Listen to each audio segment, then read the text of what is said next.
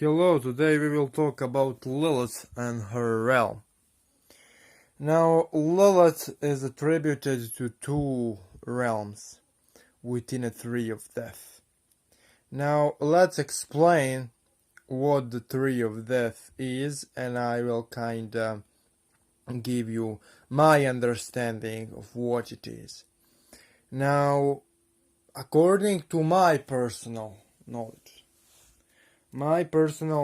to be honest, is a little bit different from traditional Kabbalistic understanding. And since I was never exposed directly to traditional Kabbalistic understanding by some rabbi, the only thing I can give you is my personal experience and my personal conclusions I came to while practicing. So let's start.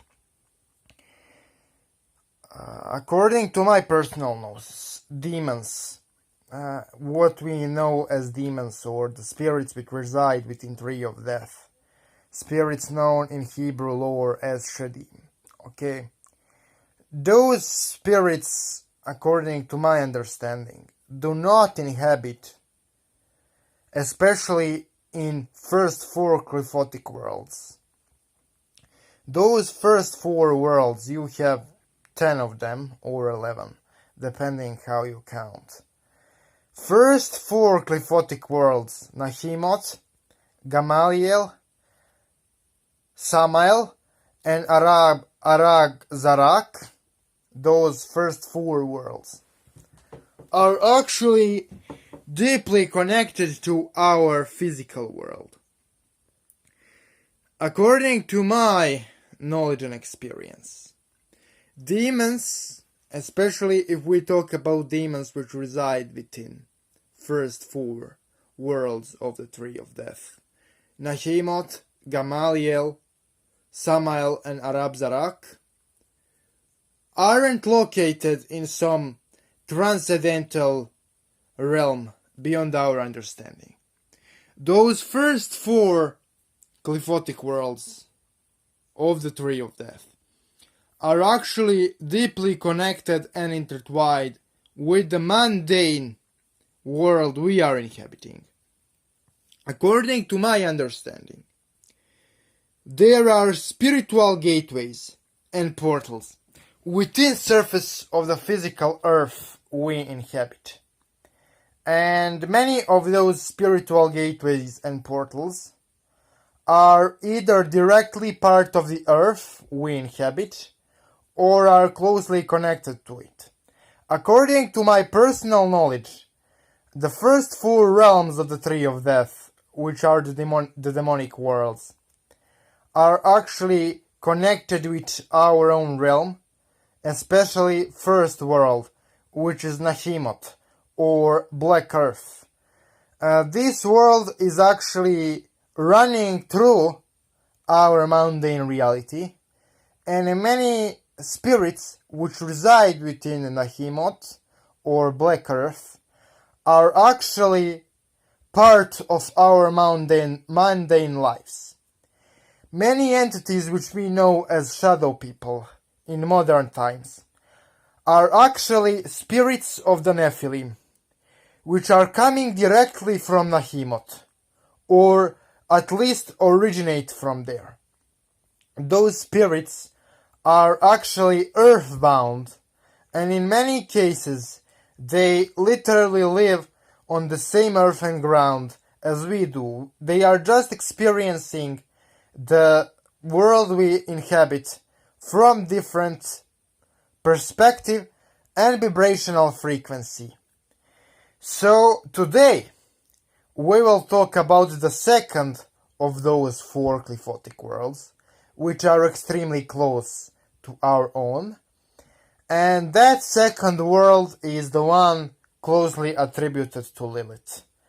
That world is Gamaliel. Okay?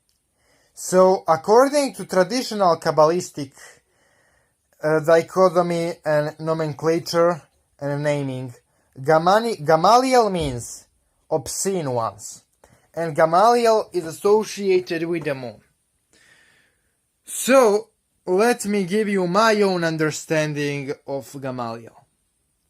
When they say that Gamaliel is associated with the moon, or represents the sphere of the moon, what I experienced is that that sphere is connected to the phases of the moon.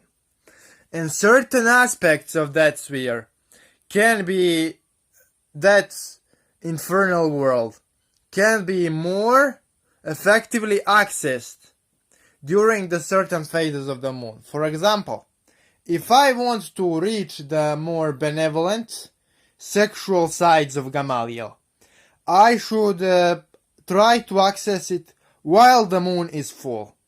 But if I want to access the more baneful and aggressive sides of Gamaliel, I should try to access it while the moon is dark. So, let's talk about where this sphere is actually located. So, you already know that Gamaliel corresponds to the astral realm, to the astral plane.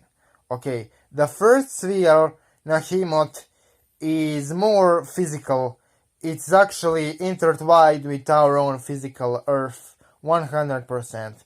And it is really easy to call the spirits from the first infernal world, which is known as Nahimot or Black Earth, because they are really close to us. They literally inhabit the same world as us.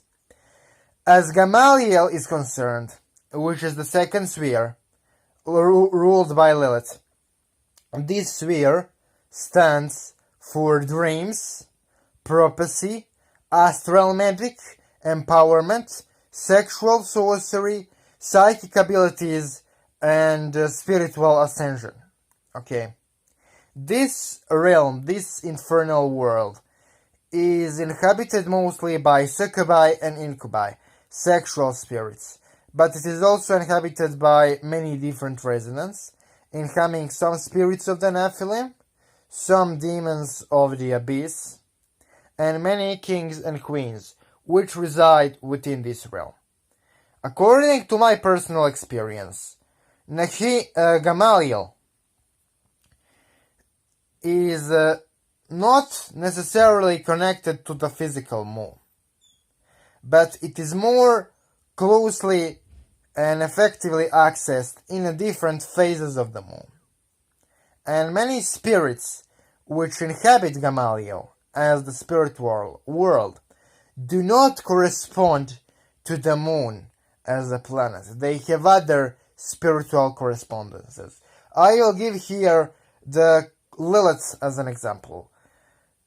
She rules Gamaliel as a spiritual plane, but her actual spiritual attributions go as follows.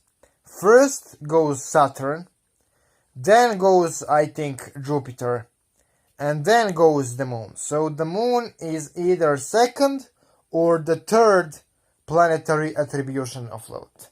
It's by no means her primarily planetary attribution, according to my experience.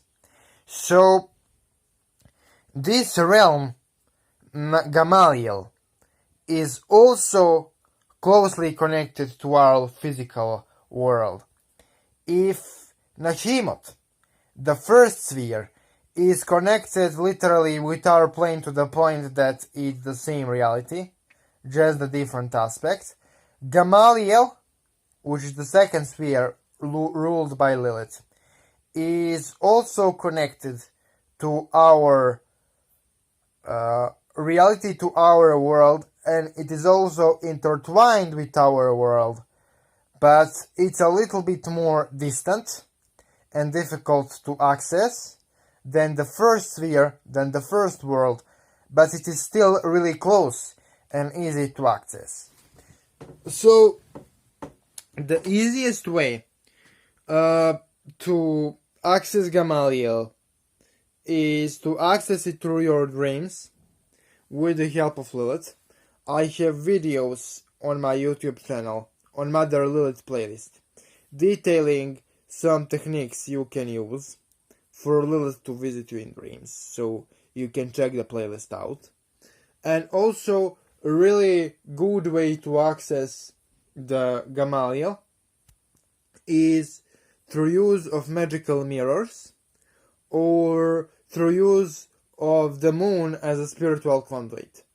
So here is one thing about the moon as the planet, okay? The moon as the planet can be used in 3 ways in magic, from my experience. One is to kinda open psychic abilities and connect to the feminine aspect of the self. Another is to access the elementary energy of the moon, which is the energy of the moon as the planet itself, its spiritual essence. And the third is to use the moon as a conduit to literally access the spiritual realms. Now, moon itself can be used to access many spiritual realms and planes, including the cliffotic world of Gamaliel. So, according to how Lilith instructed me, you should invoke her and then look at the moon as a sigil with an intention of connecting to Gamaliel, of connecting to this world, to this realm. And it will kinda produce results. Really good results. You will have visions, you will have dreams, you will have spontaneous surges of information. So, pretty much, this is the method how I access Gamaliel. You can also use cliffotic sphere workings from the blog of VK Jehanu. Go to his blogs and go to the section known as cliffotic sphere workings, and you will get the information you need to access Gamaliel through magical chants. But right now I want to talk about how initiation into Gamaliel influenced me. So when you initiate into this cliffotic world, you literally, when you reach this demonic world, have some effects upon your soul, body, and the mind.